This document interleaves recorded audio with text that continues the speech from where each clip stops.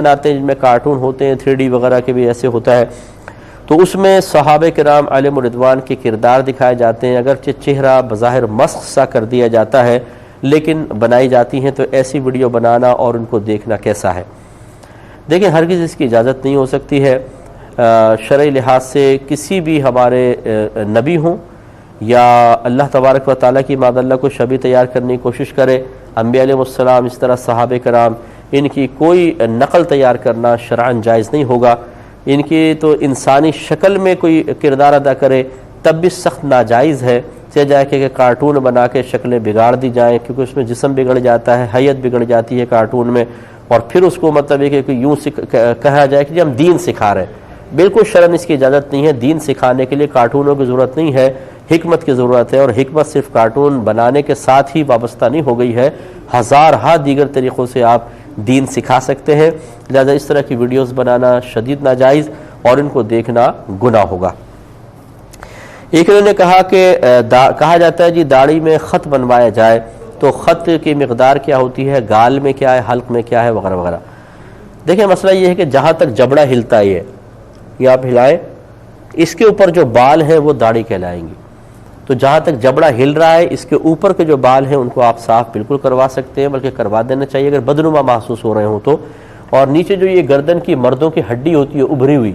جو بالغ ہو جانے کے بعد نکلتی ہے، اس ابھری ہوئی ہڈی تک داڑھی ہے، اس کے نیچے اگر بال آ گئے ہیں تو انہیں بال کو صاف کروا سکتے ہیں، یہی خط بنوانا ہوتا ہے۔ لیکن یہ بھی ہے کہ اگر داڑھی کے اطراف میں بال زیادہ بڑھ گئے ہیں، بے ترتیب ہو گئے ہیں، تو اس کو ترتیب وار کروانے میں بھی شرعاً کوئی حرج نہیں ہے۔ اور خصوصاً آج کل کے دور میں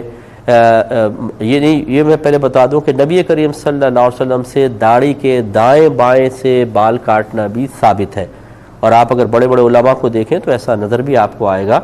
تو اس لیے آج کل کے دور میں علماء کرام کو خاص طور پر اور خصوصی طور پہ جو میڈیا پہ تشریف لاتے ہیں، انہیں اپنی حیت کو اچھا بنا کر رکھنا انتہائی ضروری ہے، تاکہ لوگوں کے دل میں دین کی رغبت پیدا ہو۔ اگر کوئی آپ کی داڑھی کو دیکھے گا، اس کو اچھی لگتی ہے تو وہ داڑھی رکھنے کی طرف آئے گا، اور اگر آپ نے اس کو سادگی کا نام دیا کہ جی میں تو سادہ سادہ رہتا ہوں، تو میں پھر میڈیا پہ پہلی بات تو نہ آئے، کیونکہ ہر ایک آپ کی سادگی کی حکمت تک پہنچ نہیں پا رہا ہوتا۔ وہ آپ کے داڑھی کے ٹیڑھے پن کو، بے ترتیب بالوں کو دیکھے گا، اس طرح زلفیں بکھری پڑی ہیں، عجیب و غریب حیات کے ساتھ اگر انسان آتا ہے اور کوئی دیکھ کر معاذ اللہ دین کے سلسلے میں بے رغبتی محسوس کرتا ہے، یا داڑھی یا زلفوں کے سلسلے میں اس کے دل میں کراہت پیدا ہوتی ہے، تو اس کا سبب آپ ہیں۔ ایک صحابی نبی کریم صلی اللہ علیہ وسلم کی خدمت میں آئے جن کے بال بکھرے ہوئے تھے، تو سرکار نے اس طرح اشارہ فرمایا، حدیث میں کہ سرکار نے اشارہ فرمایا، وہ گئے اور بال بنا کر آئے، تو رحمت کونین صلی اللہ علیہ وسلم نے ارشاد فرمایا کیا یہ اس سے بہتر نہیں ہے کہ کوئی اس طرح بال بکھیر کر آتا ہے گویا کہ وہ شیطان ہے؟ اب آپ اندازہ کریں کیسے سرکار نے اس کو تعبیر فرمایا، ناپسند فرمایا کہ اپنے آپ کو بے ترتیب رکھا جائے، اس طرح کے دیکھ کر کسی کے دل میں دین کی کراہت بیدار ہو، داڑھی کی کراہت، اور وہ کہے کہ یار اگر میں رکھوں گا تو میں بھی ایسے نظر آؤں گا۔ ایسا نہیں، بزرگی ان چیزوں کے اندر نہیں ہے کہ اپنے آپ کو بے ترتیب رکھ کر پیش کیا جائے اور ہم کہیں یہ بزرگی ہے کہ کپڑے میلے کچیلے سے ہوں، بغیر استری کے ہوں، داڑھی ٹیڑھی میڑھی ہو، زلفیں بکھری پڑی ہوں، تو اس کا نام بزرگی؟ اگر ایسا ہے تو ذرا نبی کریم صلی اللہ علیہ وسلم کی کوئی مثال ایسی دکھا دیں۔ میرے آقا صلی اللہ علیہ وسلم صاف ستھرا لباس پہنتے تھے، ریش مبارکہ میں کنگھا فرماتے تھے، زلفوں میں تیل لگایا کرتے تھے، انہیں کنگھا کیا کرتے تھے، یہ سب ثابت ہے۔ تو اس کا مطلب یہ ہے کہ یہ ظاہری، جس کو آپ ظاہری زینت کہہ لیجئے، جو